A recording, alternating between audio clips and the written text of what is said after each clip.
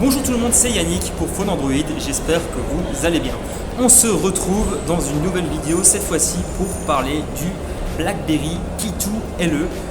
On a eu en fait droit à une petite présentation de la part de BlackBerry pour nous présenter en fait donc son nouveau smartphone qui se veut plus accessible que le modèle d'origine.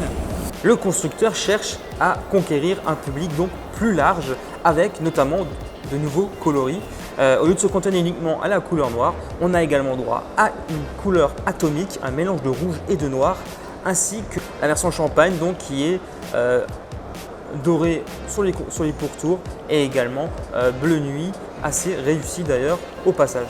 Avec cette nouvelle stratégie, BlackBerry espère également conquérir le cœur du public féminin. Cela se traduit également par diverses options au sein de la surcouche de BlackBerry qui au passage est relativement légère. Ce qui distingue ce smartphone à l'instar de son grand frère, c'est le fait donc de disposer d'un clavier.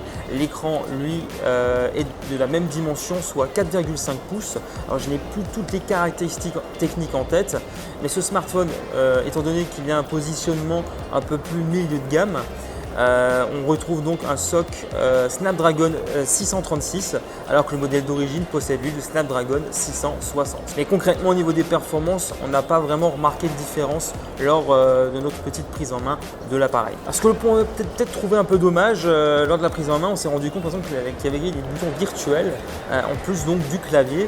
On trouve un petit peu que c'est dommage parce que déjà que l'écran n'est pas forcément très grand. Ils auraient peut-être pu chercher en fait à intégrer ces différents boutons directement au clavier. C'est aussi un reproche qu'on aurait pu faire à son grand frère, soit dit en passant.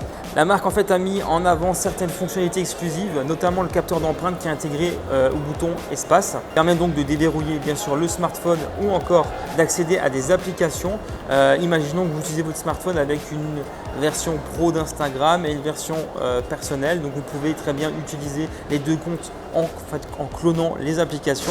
Mais si vous voulez que votre compte pro soit protégé, donc il y a en fait un dispositif mis en place qui permet en fait de sécuriser certaines applications et donc il suffit pour y accéder de mettre le doigt sur le capteur d'empreinte et voilà. Au niveau de l'appareil photo, alors on constate en fait la présence d'un capteur de 16 mégapixels et un autre de 5 mégapixels.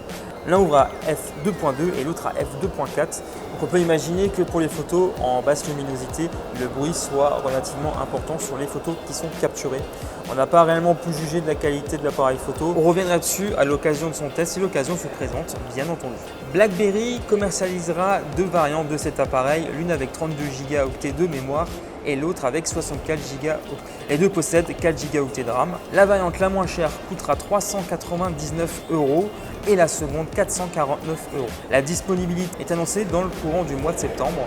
On n'a pas encore de date précise. On n'hésitera pas à revenir sur le sujet sur le site dès qu'on aura plus d'informations. Vous retrouverez en bas dans la description de la vidéo le lien pour accéder à toutes les informations concernant ce smartphone ainsi que tous les liens pour nous suivre sur les réseaux sociaux où nous sommes présents si ce n'est pas encore fait. Voilà de mon côté, j'espère que cette vidéo vous a plu. N'hésitez pas à mettre un pouce en l'air et à nous laisser un commentaire. Pour ma part, je vous retrouve très bientôt dans une prochaine vidéo. D'ici là, portez-vous bien. Allez, ciao tout le monde, à bientôt sur Phone Android.